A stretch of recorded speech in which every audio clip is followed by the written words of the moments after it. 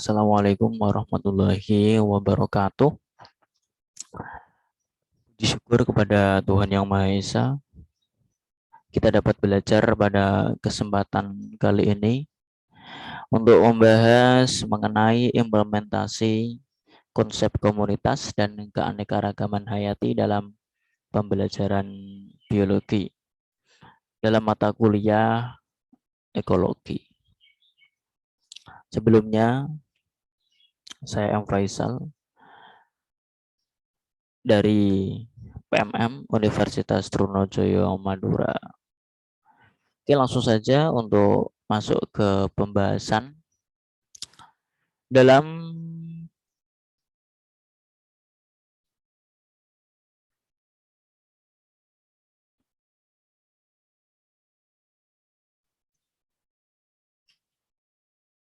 pembahasan kali ini. Ada 3 pembahasan, yaitu yang pertama konsep ekosistem, yang kedua adalah keanekaragaman hayati, dan yang ketiga adalah implementasi pembelajaran biologi. Oke, langsung saja. Yang pertama adalah konsep komunitas.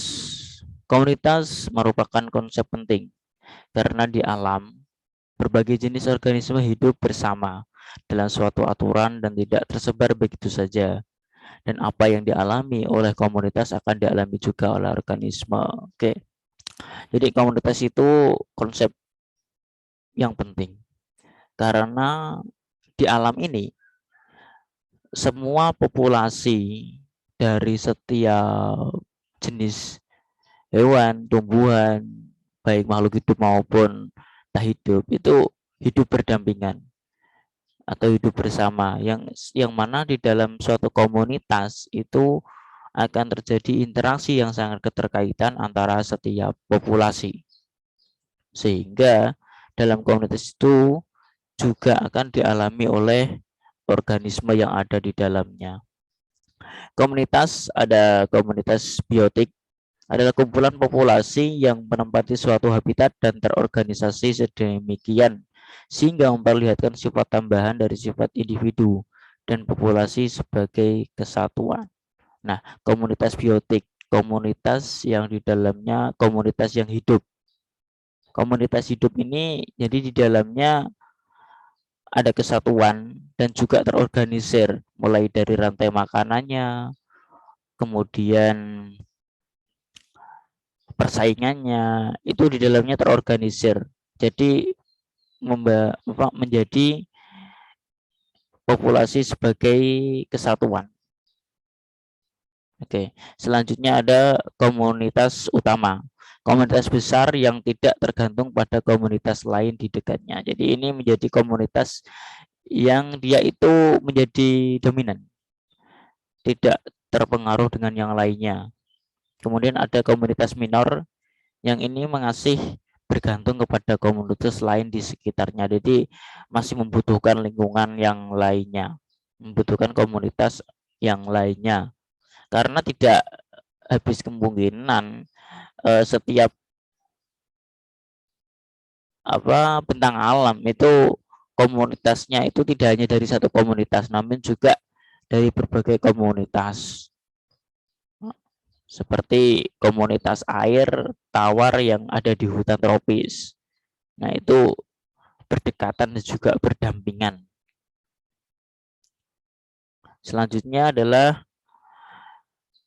masih dalam konsep komunitas. Komunitas merupakan satu kesatuan. Yang pertama dalam bentuk fungsional terkait dengan struktur trofik dan arus energi. Nah, ini arus energi dari setiap struktur trofik atau rantai makanan. Jadi fungsinya itu sebagai struktur trofik atau rantai makanan mulai dari produsen hingga pengurai. Nah, itu arus energinya itu disalurkan dari mulai produsen hingga pengurai melalui setiap trafik. Kemudian ada komposisional, dalam bentuk komposisional ini terkait dengan peluang spesies tertentu dalam dapat hidup berdampingan. Makanya ada hubungan simbiosis, ada persaingan. Nah, itu komposisional. Kemudian ada konsep komunitas menjadi penting untuk menjelaskan keragaman spesies yang biasanya hidup bersama di dalam tata aturan tertentu. Hal ini karena organisme tidak begitu saja tersebar di permukaan bumi. Jadi komunitas itu penting karena apa? Karena di dalamnya ada populasi yang hidup berdampingan, yang saling terorganisir dan hidup bersama dan saling berkaitan. Kemudian klasifikasi intrakomunitas. Dalam komunitas itu menilai pentingnya suatu spesies dalam komunitas berdasarkan yang pertama, tingkat makanan atau tropik. Jadi ketika ada rantai makanan komponennya itu hilang, itu akan terasa oleh yang lainnya.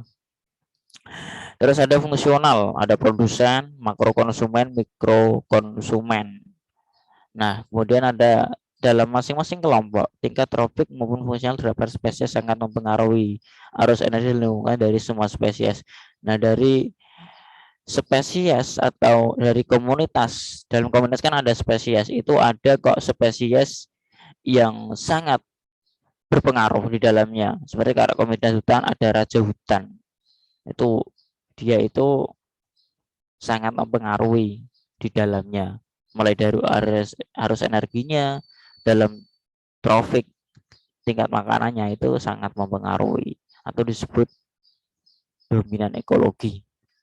Kemudian dalam indeks komunitas atau ukuran statistik perubahan dalam komunitas itu ada 4. Yang pertama indeks kelimpahan atau dominansi indeks C, menggambarkan komposisi jenis dalam komunitas. Nah, ini indeks kelimpahan ini menggambarkan komposisi apa saja yang ada dalam komunitas. Kemudian ada indeks keanekaragaman, diversity index, Shannon-Weaver. Ini menunjukkan hubungan antara jumlah spesies dengan jumlah individu yang menyusun suatu komunitas. Jadi jumlah individu dalam suatu komunitas. Nah, itu menggunakan indeks keanekaragaman. Ada indeks kesamaan, Ellenberg, membandingkan kesamaan spesies yang ditemukan pada suatu habitat dengan habitat lain atau membandingkan kesamaan spesies yang ditemukan pada suatu musim dengan musim yang lainnya. Jadi ada kesamaan antara spesies yang ada dalam suatu komunitas, ada habitatnya yang sama. Jadi membandingkan kesamaan dari setiap spesies. Kemudian ada indeks perataan atau equitability index atau sama dengan events index. Ini menggambarkan pemerataan penyebaran individu dari spesies yang menyusun komunitas. Kemudian selanjutnya komunitas dapat diklasifikasikan menurut, nah yang pertama diklasifikasikan menurut habitatnya, habitat fisiknya. Ada komunitas hutan tropis, komunitas gurun pasir, ada komunitas air tawar dan sebagainya, komunitas laut itu. Kemudian ada bentuk sifat strukturnya, spesies dominan, bentuk hidup dan indikasi lainnya. Di dalamnya itu berisi dari spesies dominan dan spesies tidak dominan atau yang membutuhkan spesies lebih besar. Dan ada sifat dan tanda fungsional, tipe metabolisme komunitas. Biasanya komunitas itu dari berbagai populasi burung pemakan tumbuhan itu memiliki komunitasnya sendiri. Kemudian tidak ada peraturan yang pasti dalam mengklasifikasikan komunitas, tapi klasifikasi berdasarkan fungsional dan memberikan gambar lebih baik untuk membandingkan semua komunitas dalam habitat yang berlainan. Nah, sebenarnya dalam pengklasifikasian komunitas itu tidak ada aturannya, namun dari fungsionalnya, dari sebagai contoh fungsi trofiknya, ada fungsinya itu sebagai produsen, ada yang sebagai konsumen. Nah, itu akan lebih baik digunakan dalam mengklasifikasikan komunitas. Kemudian selanjutnya komunitas susun dari spesies yang hadir dalam jumlah banyak dengan produktivitas yang besar atau indikasi lainnya mempunyai nilai penting yang besar.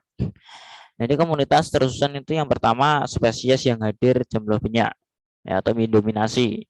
Kemudian ada spesies yang jarang, jumlahnya itu sedikit dan mempunyai nilai penting yang kecil. Keragaman komunitas dinyatakan dalam indeks keragaman diperoleh dari membagi jumlah spesies dengan nilai penting, jumlah biomasa, produktivitas dari masing-masing spesies dalam komunitas. Indeks keragaman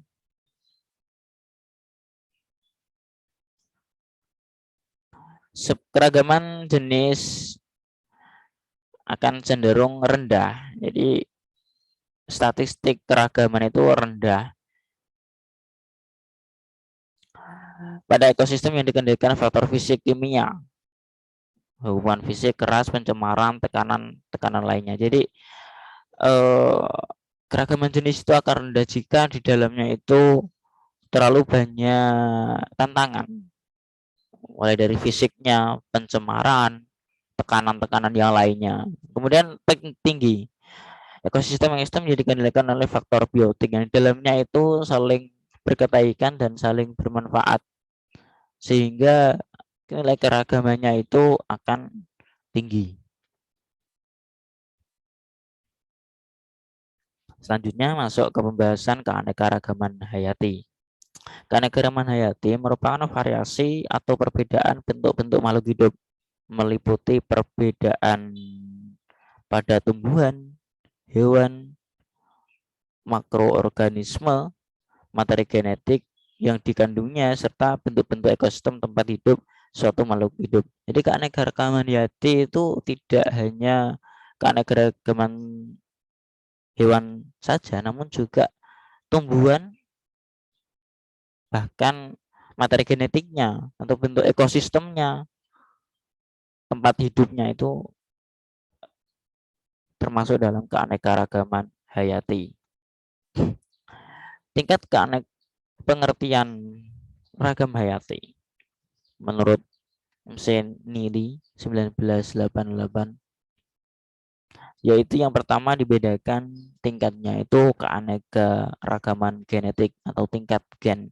Ini variasi susunan gen pada satu spesies namun gennya itu beraneka ragam. Contohnya itu seperti mawar, yang ada mawar hitam, mawar merah, mawar kuning, mawar putih. Nah, itu termasuk dalam keanekaragaman gen, masih dalam satu spesies.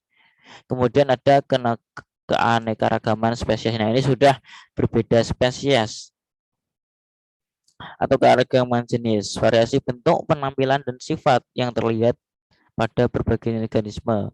Nah, ini contohnya seperti kelapa, aren, dan pinang. Ini kalau dilihat sekilas itu memiliki bentuk yang hampir sama. Penampilannya itu terlihat ya sama, ya tidak sama. Nah, itu karena ada keanekaragaman jenis dalamnya, masih dalam spesies yang berbeda. Kemudian ada keanekaragaman ekosistem. Nah, ini suatu tipe ekosistem tertentu mempunyai kombinasi organisme dan unsur lingkungan yang khas, berbeda dengan susunan kombinasi faktor-faktor biotik dan abiotik pada ekosistem. Nah, jadi ekosistemnya itu beragam, tidak hanya dalam satu ekosistem, karena juga dunia ini luas. Jadi ekosistemnya itu beraneka ragam. Ada ekosistem sungai, ekosistem kolam, sawah, hutan, dan juga lain-lainnya. Kemudian manfaat keanekaragaman hayati. Apa sih? Dari keragaman hayati itu manfaatnya itu apa saja? Yang pertama ada nilai konsumtif. Artinya nilai produk keanekaragaman itu bisa digunakan sebagai konsumsi sehari-hari. Jadi konsumsi itu tidak hanya makanan, namun juga kebutuhan pokok seperti kayu bakar, makanan juga ternak, daging buruan itu yang dari nilai manfaat konsumtif adanya keanekaragaman hayati. Makanya ada banyak tumbuhan yang dapat dimakan, tumbuhan yang tidak dapat dimakan. begitu juga hewan. Kemudian ada nilai manfaat produktif. Nah, ini lebih ke komersial. Jadi alam ini dimanfaatkan sebagai atau digunakan untuk membuat produk tertentu seperti mebel dan juga yang lainnya. Kemudian ada nilai manfaat ekologis, nilai-nilai langsung dari fungsi keanekaragaman hayati. Nah, ini paling mudah seperti adanya kita oksigen dari tumbuh-tumbuhan. Nah, itu termasuk nilai manfaat ekologis yang langsung bermanfaat dari alam sendiri atau dari anekaragaman itu sendiri. Kemudian selanjutnya faktor-faktor keanekaragaman hayati ada faktor biotik yang terdiri dari makhluk hidup. Nah, ini faktor biotik ini dari makhluk hidup itu sendiri. Ada persaingan.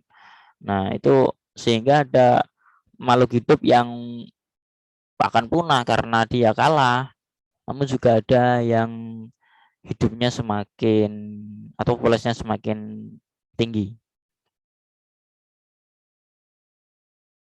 Kemudian faktor abiotik, ada faktor fisik meliputi tanah, cahaya, suhu, air, dan kelembapan. Nah, ini jika tidak mendukung juga akan mempengaruhi keanekaragaman hayati. Kemudian ada faktor kimia meliputi kandungan mineral, sanitasi, dan tingkat keasinan. Nah, ini apa yang ada, bahan kimia yang ada dalam ini itu mempengaruhi sanitasi. Kemudian terpencemaran itu juga kadang termasuk mempengaruhi keanekaragaman hayati yang selalu bisa beradaptasi. Makanya ada contohnya ikan lele yang bisa hidup di area kotor, ada yang tidak bisa hidup itu karena beragam karena adanya faktor pencemaran, faktor abiotik. Oke. Selanjutnya dalam pembelajaran biologi, nah dalam membahas konsep ekosistem dan juga keanekaragaman hayati itu metode yang dapat dipilih itu adalah metode pembelajaran karya wisata. Nah, ini dari namanya aja karya wisata. Jadi kita berwisata. Suatu bentuk mengajar di mana dalam menyampaikan pelajaran, pendidik mengajak peserta didik untuk mengunjungi dan mengamati secara langsung kepada objek yang akan dipelajari yang terdapat di luar kelas. Selain peserta didik mempelajari objek, mereka juga berkreasi. Jadi peserta didik itu langsung menemui atau mulai menemui narasumber atau berkunjung pada suatu tempat gitu. Jadi dia itu mengamati langsung, mengetahui langsung, kemudian mencerna dalam pemikirannya, mengimajinasinya secara langsung. Dan juga sebagai objek untuk berrekreasi. Karena juga namanya wisata juga bersenang-senang, namun dikembalikan pendidikan kembali ke tujuan adanya pembelajaran. Selanjutnya tujuannya itu untuk apa? Memperoleh pengalaman dari objek yang dilihatnya, langsung mengetahui pengalamannya dari objeknya, mulai bisa berkunjung ke kebun binatang atau cagar wisata, cagar alam, itu menghayati tugas pekerjaan milik seseorang. Jadi dia itu mengetahui tugas-tugas dari setiap populasi secara langsung karena melihatnya itu secara langsung. Jadi tidak hanya orang, namun juga apa yang dia diamati itu tugasnya seperti apa. Mampu memecahkan persoalan yang dihadapinya dalam pelajaran juga pengetahuan umum. Jadi apa yang mereka tidak tahu, yang sekedar melihat video atau gambar itu mereka bisa memecahkan persoalannya sendiri secara langsung gitu. Melihat, mendengar, meneliti dan mencoba apa yang dihadapinya karena karya wisata ini dilakukan secara langsung tanpa virtual. Terus kemudian fungsinya sebagai kegiatan untuk menghilangkan kejenuhan pendidik dalam pembelajaran. Yang pertama itu pendidik akan lebih senang dalam melakukan pembelajaran. Namun perlu dirancang secara sistematis agar dapat menghasilkan pengalaman belajar sesuai dengan yang diharapkan. Jadi harus direncanakan, ditata agar tidak hanya sebagai rekreasi saja, namun juga dapat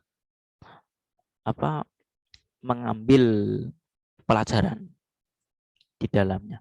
Manfaatnya merangsang minat anak terhadap sesuatu. Jadi dia itu akan berminat belajar, berminat untuk mempelajari lebih dalam mengenai keanekaragaman hayati dan ekosistem. Kemudian memperluas informasi yang telah diperoleh di kelas. Jadi informasinya secara langsung itu beda dengan informasi yang ada di dalam kelas. Mulai dari buku itu beda dengan melihat secara langsung. Kemudian memberikan pengalaman mengenai kenyataan yang ada dan dapat menambah wawasan, mengembangkan aspek perkembangan sosial anak. Jadi tidak hanya pengembangan pengetahuan, namun juga sosialnya itu juga akan berkembang lebih baik karena interaksinya terhadap tumbuhan, terhadap hewan dan alam ekosistem yang dihadapinya. Kemudian langkah-langkahnya yang pertama, menetapkan sasaran sesuai tema belajar. Jadi temanya disesuaikan, ditetapkan. Mengadakan hubungan dan pengenalan medan. Jadi kita itu harus pinjam tempatnya atau sudah memesan tiketnya dan juga pengenalan akan mengunjungi di mana karya wisata itu dikenalkan kepada siswa. Kemudian merumuskan program kegiatan karya wisata. Jadi program wisata ini dirumuskan apa saja hal yang akan diambil pelajarannya.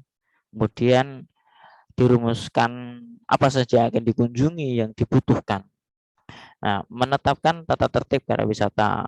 Jadi di dalamnya ada tata tertib agar tertib dan sampai pada tujuan yang ingin dicapai dalam pelajaran. Oh, terlewat ya. Nomor 4 sebenarnya adalah menyiapkan bahan dan alat yang diperlukan. Alat yang diperlukan apa saja dalam pengamatan, kemudian menetapkan tata tertib berkarya wisata.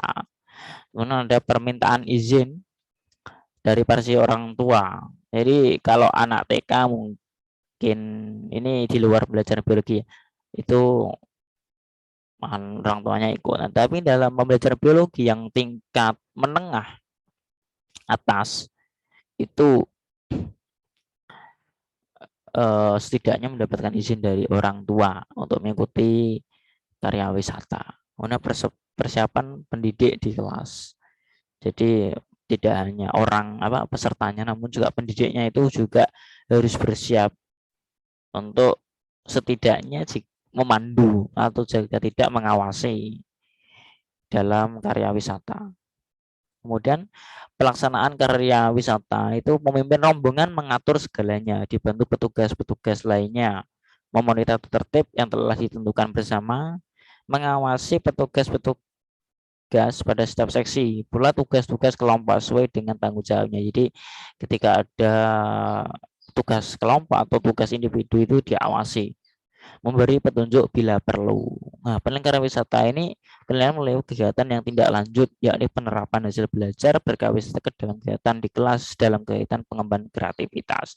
Bila dilakukan di kelas ini ada anak menunjukkan kemajuan, maka tujuan mengajarnya ya melalui karya wisata ini berhasil.